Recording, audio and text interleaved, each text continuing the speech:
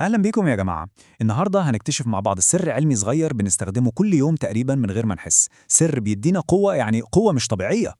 أهلا بيكم في شرح جديد وبسيط وممتع لأهم مواضيع العلوم. النهاردة موضوعنا هو شرح الروافع. معاكم الكرييتيف في العلوم مستر مينا عوني. يلا بينا نبدأ رحلتنا سوا. يعني عمركم فكرتوا إزاي مقص صغير وبسيط ممكن يقص كرتون تخين بمنتهى السهولة؟ أو مثلا فتحة الإزازة إزاي بتخلي الموضوع سهل قوي كده؟ تحسوا كأن الأدوات دي بتدينا قوة خارقة. طب تفتكروا إيه السر ورا الموضوع ده؟ الحقيقة إن السر أبسط بكتير مما نتخيل. السر كله موجود في آلة بسيطة جدا، الإنسان عرفها واستخدمها من آلاف السنين، لدرجة إن في عالم يوناني قديم اسمه أرشميدس قال جملته المشهورة: ادوني بس نقطة ارتكاز وأنا أقدر أحرك كوكب الأرض كله. السر ده هو الرافعة. فخلونا بقى نكشف السر ده ونفهم بالظبط ما هي الرافعة. بصوا، الموضوع بسيط خالص. الرافعة دي عبارة عن صاغ متينة، يعني حاجة ناشفة وصلبة. ممكن تكون عصاية خشب، سيخ حديد، أي حاجة. الصاغ دي بتلف حوالين نقطة ثابتة مش بتتحرك. النقطة دي بنسميها إيه؟ بنسميها نقطة الارتكاز. طيب عشان الرافعة تشتغل لازم يكون في حاجتين كمان: قوة، ودي اللي احنا بنعملها، ومقاومة، ودي الحاجة اللي بنحاول نزقها أو نرفعها. تمام. يبقى كده أي رافعة في الدنيا، مش مهم بقى شكلها إيه ولا حجمها إيه، لازم تتكون من الثلاث حاجات دول: القوة اللي هي مجهودنا، والمقاومة اللي هي وزن الحاجة اللي بنرفعها، ونقطة الارتكاز اللي هي المحور اللي كل حاجة بتلف حواليه. الأهم من كل ده إن ترتيب التلاتة دول جنب بعض هو اللي بيحدد لنا نوع الرافعة، وده اللي هنشوفه دلوقتي. خلونا نبدأ بأول نوع، وده يعتبر أكتر نوع مشهور وبنستخدمه بشكل تلقائي من غير ما نفكر. العلامة المميزة بتاعته سهلة جدا، نقطة الارتكاز بتكون هي اللي في النص، يعني واقفة بين القوة وبين المقاومة. الأمثلة حوالينا في كل حتة، زي المقص أو الأرجوحة اللي في الجنينة اللي كلنا لعبنا عليها وإحنا صغيرين، والعتلة اللي العمال بيستخدموها عشان يرفعوا حاجات تقيلة جدا. لو بصينا في كل دول هنلاقي دايما إن نقطة الارتكاز هي اللي في النص. طيب خلصنا النوع الأول، ندخل على النوع التاني. هنا بقى الترتيب هيتغير شوية.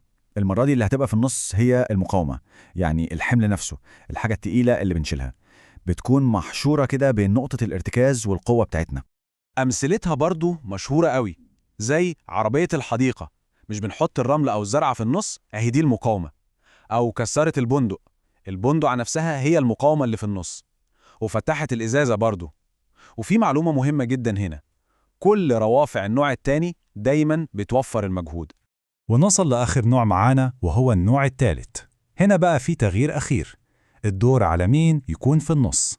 المرة دي القوة هي اللي في النص بين نقطة الارتكاز والمقاومة، يعني المكان اللي بنحط فيه مجهودنا أو إيدينا هو اللي بيكون في الوسط.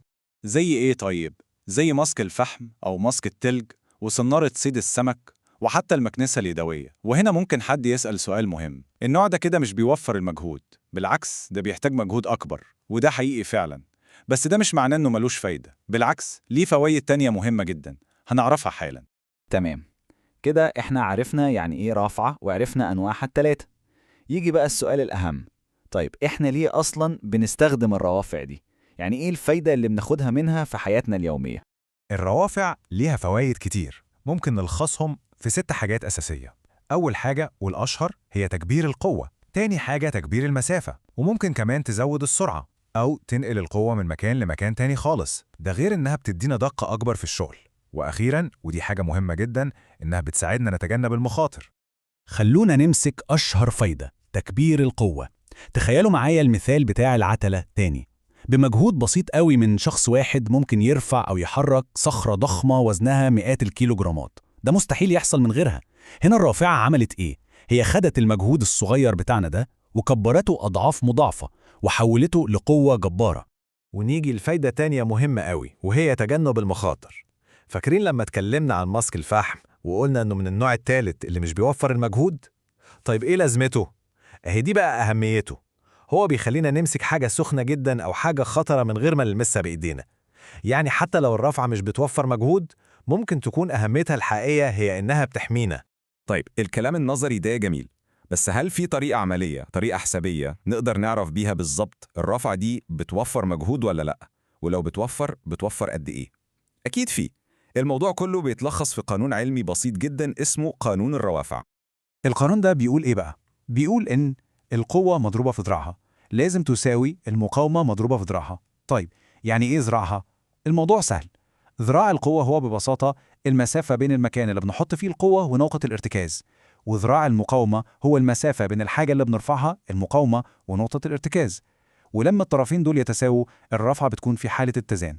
عشان نفهم أكتر خلونا ناخد مثال بالأرقام. تخيلوا معايا إن عندنا مقاومة، يعني وزن قيمته 20 نيوتن، والمسافة بين المقاومة دي ونقطة الارتكاز هي 15 سنتيمتر. ده كده اسمه ذراع المقاومة. ومن الناحية التانية إحنا بنحط قوتنا على بعد 30 سنتيمتر من نقطة الارتكاز. ده كده ذراع القوة. السؤال بقى، محتاجين قوة قد إيه عشان نرفع الوزن ده؟ بسيطة، هنطبق القانون. هنضرب المقاومة في ذراعها، يعني 20 في 15 هيطلع 300، وبعدين نقسم الناتج ده على ذراع القوة اللي هو 30، يعني 300 على 30.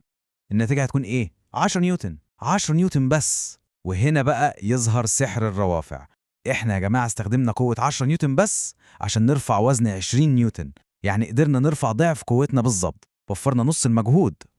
العلماء عملوا مصطلح عشان يقيسوا التوفير ده اسمه الفايدة الآلية. بنحسبه ازاي؟ بنقسم المقاومة على القوة. في المثال بتاعنا هنقسم 20 على 10، الناتج هيطلع 2. والقاعدة سهلة وبسيطة، لو الفايدة الآلية دي طلعت أكبر من 1 صحيح يبقى الرافعة دي بتوفر المجهود، لو طلعت أقل من 1 يبقى ما بتوفرش مجهود، بس زي ما اتفقنا بيبقى ليها فايدة تانية.